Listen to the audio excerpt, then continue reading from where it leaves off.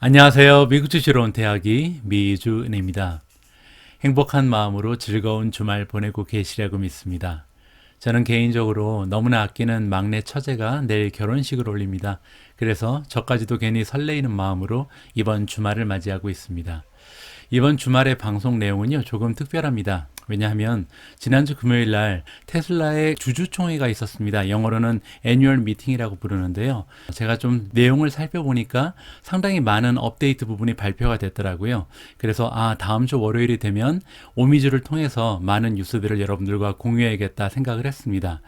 그런데 막상 기사를 좀 찾아보는데 제대로 된 기사를 살펴볼 수가 없었거든요. 그런데 다행인 것은 이번 주주총회 때요, 일론머스크가 직접 18분짜리 프리젠테이션을 진행을 했습니다. 이 풀 영상이 유튜브 안에 올라온 게 있어서요, 제가 오미진님과 함께 힘을 합쳐서 이 영상 번역하고 자막 작업을 마무리했습니다. 굉장히 좀 고생 많이 하면서 오미진님께서 도와주셨거든요. 여러분들께서 즐거운 마음으로 끝까지 시청해 주셨으면 좋겠습니다. 10월 9일 토요일 방송 제목은요, 미주은 특집 테슬라 주주총회 2021 일론 머스크의 프리젠테이션 풀 영상입니다. 자, 그리고 한 가지 공지 말씀을 드릴 것이 있는데요. 오늘 방송을 필두로 앞으로 2개월간 미주은 방송을 후원해 주시는 분들이 계십니다. 따라서 짧은 광고 영상이 매일매일 나가게 될 텐데 이 부분 미리 양해의 말씀을 드리고 싶습니다. 광고 방송이지만 제가 등장을 하거든요. 끝까지 한번 시청해 보셔도 좋을 것 같습니다. 자, 그러면 첫 번째 광고 영상 바로 시작합니다. 안녕하세요. 미국 주식으로 온 대학이 미주은입니다. 오늘 미주은 방송은요, 이베스트투자증권에서 지원해주고 계십니다. 이베스트투자증권에 온라인 계좌 보유하시고요, 이벤트를 신청하시면 매매 수수료를 0.07%로 우대받으실 수 있습니다. 당연히 실시간 시세도 무료로 제공됩니다. 그리고 만약에 이미 타사에서 해외 주식을 하고 계신다면 그 해외 주식을 이베스트 투자증권으로 옮기시면요, 최대 100만 원을 드린다고 합니다.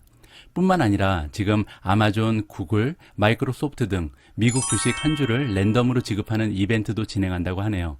아마존이나 구글에 당첨된다면 정말 좋을 것 같습니다. 추가로 미주은 패밀리분들께는요, 계좌를 개설하실 때 이벤트 코드에 미주은 입력하시고요, 딱 100만 원 이상만 해외 주식을 거래하시면 해외주식 상품권 $10도 추가로 준다고 하네요.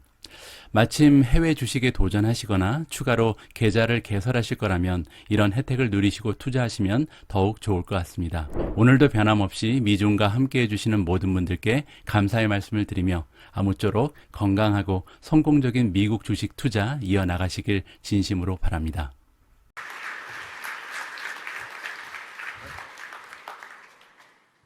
Welcome to the annual shareholder meeting. Coming to you live from Austin, Texas. So we've had a fantastic year thanks to the great work of the Tesla team. I'd just like to start off by just thanking the Tesla team for the incredible work of the past year to get where we are. Well done.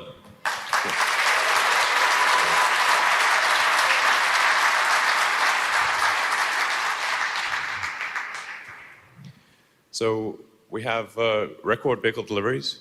As we've already reported this, but you can see that there's a pretty, I think this might be the fastest that any large manufactured object has grown.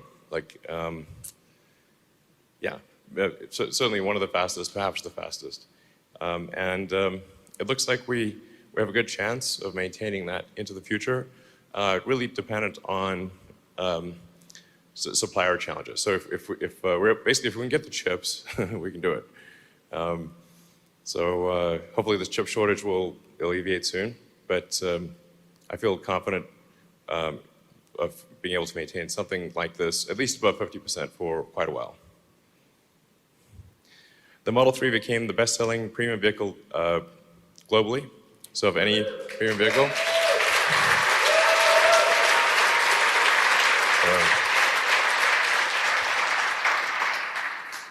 I almost got arrested at one point for claiming that we'd do 5,000 a week, literally. You're laughing now. Anyway, this is great. We think the Model Y will be the best-selling vehicle of any kind globally. So we think it will exceed the Model 3. I think we've got a good chance of it being the best-selling vehicle by revenue next year, and then I think quite likely to be the best-selling vehicle in just of any kind numerically in 2023. So basically, we need Austin to get online and Berlin to get online and reach volume production, and then I think that's going to happen.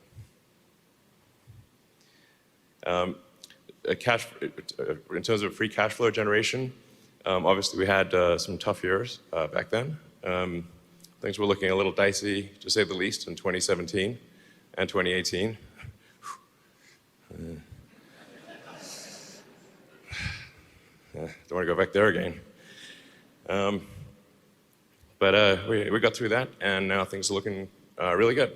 So I think we'll see continued strong cash flow generation, and especially as you multiply unit volume times autonomy and increased efficiency in the factories. Because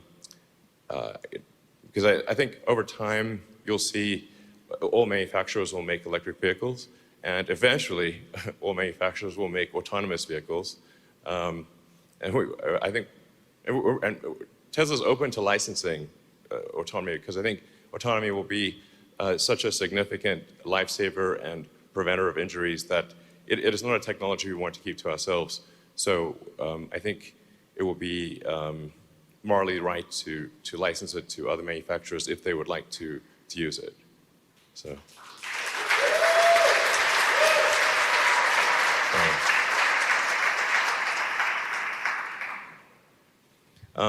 And of course, we made a lot of progress on cost reduction. So despite our average selling price actually going down significantly, because with the introduction of the Model 3 and Model Y, these were much lower priced cars, we've managed to still do decently well on gross margin. So this is, getting the average price down and gross margin up is very difficult, but we've managed to do that. So yeah, it's good. Our goal really is to make the cars as affordable as possible. We are seeing significant cost pressure in our supply chain, so we've had to increase vehicle prices, at least temporarily, but we do hope to actually reduce the prices over time and make them more affordable. Unfortunately, we've just expedited. The sheer amount of money we're spending on flying parts around the world is just not great, but hopefully temporary. So, and we need a lot of batteries. Hence, Battery Day is what this shirt means. Very obtuse. But we are going to need a lot of batteries, and this is going to be a combination of batteries from our suppliers. And in supplier discussions, some of our suppliers have just asked me outright, are we going to just, put them out of business or something? I'm like, not at all. As many cells as you want to make and supply to us at an affordable price, we will buy. No limit. I'm like, oh, okay. So do you want to increase by 100%? Sounds good to me. So the basic plan is we're really going to order a lot of, and we have ordered a lot of batteries from suppliers. Basically telling suppliers literally go as much as you can make, we'll take. And we'll prioritize batteries for vehicles, but then use any excess cells that we have in the Powerwall and Megapack. Because over time, we think the demand for stationary storage is going to be at least as high as the demand for vehicles. So sustainable energy, primarily solar and wind, is intermittent. And so the wind doesn't blow all the time, the sun doesn't shine all the time, obviously. And so you need batteries to buffer that power. So the fundamental pillars of a sustainable energy future are basically solar and wind. Those are the primary, stationary batteries, and electric transport. And if you have those three, then you have a sustainable energy future as long as the sun is shining. So sometimes people ask me about fusion, and I like it as an idea. And by the way, I think it's totally doable. But there's a giant fusion reactor in the sky that shows up every morning, and zero maintenance. So I'm like, sounds like a good deal, Why don't we just catch a little bit of that sunlight and power Earth? a shockingly small amount of land is needed to power Earth. It's like, you know, a couple hundred miles by a couple hundred miles of solar panels will power the entire United States. So it's like, okay, it's not that hard. And then I believe we calculated you only needed 1 square mile of batteries. So you may think like, wow, a lot of batteries.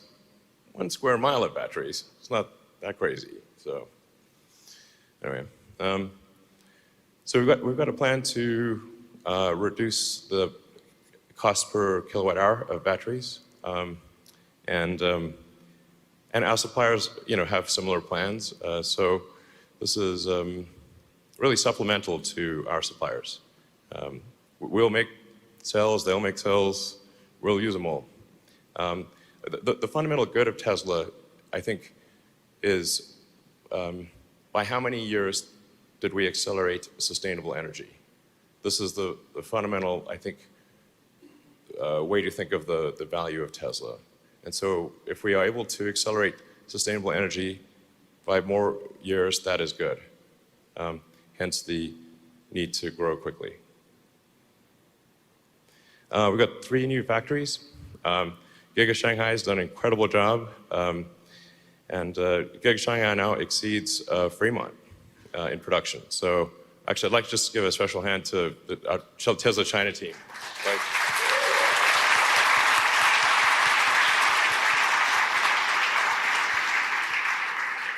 So it's the best quality, lowest cost, and also low drama. So it's great. But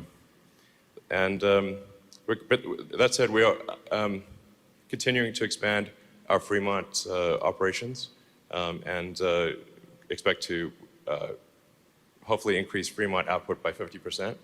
So, and that's still where we make all Model S and X's are made in Fremont. But it kind of makes sense, especially for the high volume vehicles, to have production that's at least on the continent where the consumers are. Otherwise, it's also not good for the environment to be shipping cars, you know, several thousand miles. So the basic idea is have the high volume vehicles be where the customers are, approximately at least. And then also great progress with building Giga Texas, which is where we are right now, and Giga Berlin Brandenburg. So just a hand for those teams as well.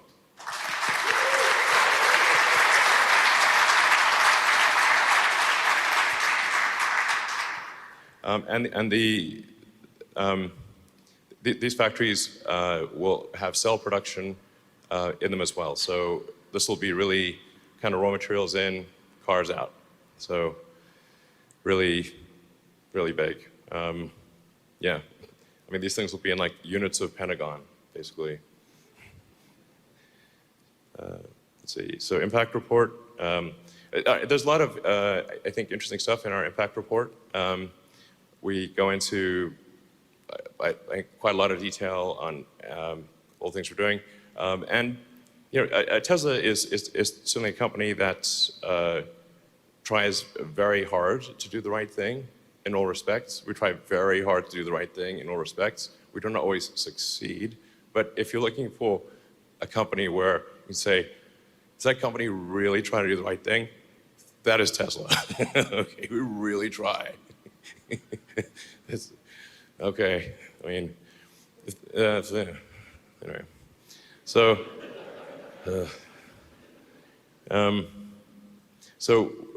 as I was mentioning, we've got the 3 parts of a sustainable energy future: solar and wind. But I think primarily solar will be the main source of energy, of sustainable energy, and energy in general. And then you need to store that energy with stationary battery packs, and then you need electric vehicles and electric airplanes and boats and whatnot. So, yeah, great. Yeah, and then the average life cycle emissions in the U.S. This is only going to get better as we move to a sustainable energy grid and electric vehicles. Then obviously we move to a fully sustainable energy economy, which is where we want to get to as quickly as possible. The sooner the better. And can there be a carbon tax? I mean, what the hell, you know? So people sometimes say like, oh, carbon tax, that would benefit Tesla. I'm like, yeah, but it would hurt SpaceX. So how about the carbon tax, which is really needed. So, see, battery materials are definitely uncyclable. Burden gas is not. CO2 is an extremely stable molecule. Mars's atmosphere has been primarily CO2 for billions of years. It's extremely stable. So sometimes people worry about methane. Do not worry too much about methane. Methane quickly breaks down into CO2. Methane is not a stable molecule. CO2 is extremely stable. And of course, you can recycle battery materials. So you can think of batteries as essentially high-grade ore. So you can either get your lithium and your nickel and the various constituents of the battery from rocks or from batteries. It's much better to get them from batteries. So batteries are basically high-grade ore, and Tesla has already started recycling, and there are lots of companies that are going to do recycling because it basically pays to do recycling for batteries. So we're seeing, increased extreme weather events, and there's like wildfires, and here in Austin there was a massive snowstorm that turned the power off. I was actually in Austin for that snowstorm in a house with no lights, no power, no heating, no internet. Couldn't actually even get to a food store. If you could get to a food store, there was no food there. This went on for several days. However, if we had the solar plus Powerwall, the car would have had lights and electricity, and actually if you had a Starlink internet, you'd have internet too. So all the things you need for a prepper, basically. If doomsday comes, yeah, it can be helpful.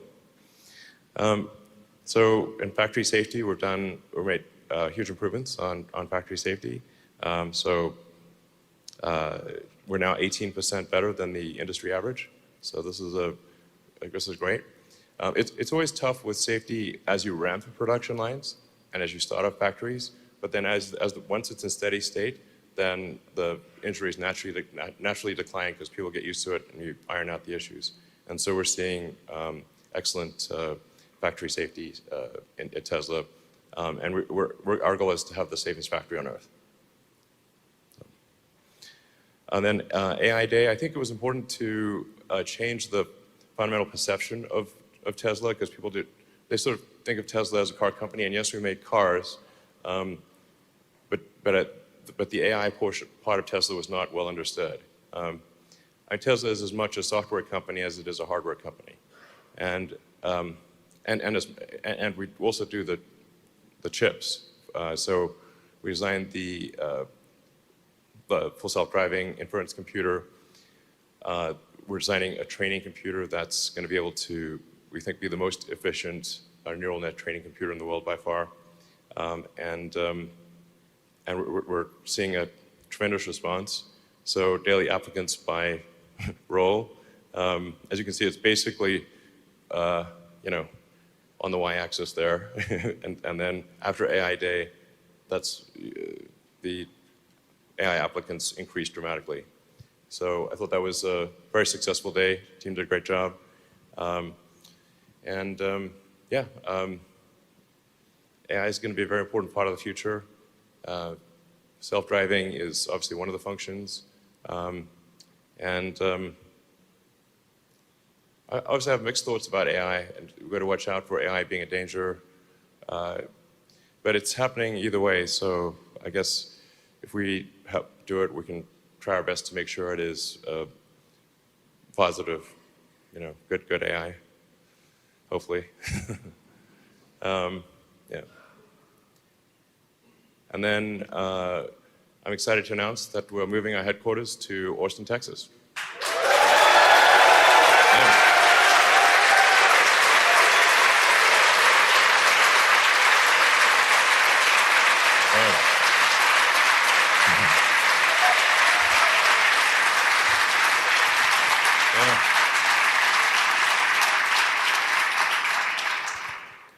So just to be clear, though, we will be continuing to expand our activities in California. So this is not a matter of sort of Tesla leaving California. As I said, our intention is to actually increase output from Fremont and from Gig Nevada by 50%. So, but we're just hitting the sides of the bowl. I mean, if you go to our Fremont factory, it is jammed. I mean, it is jammed. It's like, whoa. And when we first went in there, it was like, we're like a kid in his parents' shoes. It was ridiculous, like tiny us and giant factory. And now we're like spamming a can here. Like, how do we fit more stuff? And it's tough for people to afford houses, and a lot of people have to come in from far away. And so it's we'll take taking it as far as possible, but it's there's a limit to how big you can scale in the Bay Area. So here in Austin, and our factory is like 5 minutes from the airport, 15 minutes from downtown, and we're going to create an ecological paradise here on because we're right on the Colorado River. It's going to be great. So to emphasize again, continuing to expand in California significantly, but even more so here in Texas. So.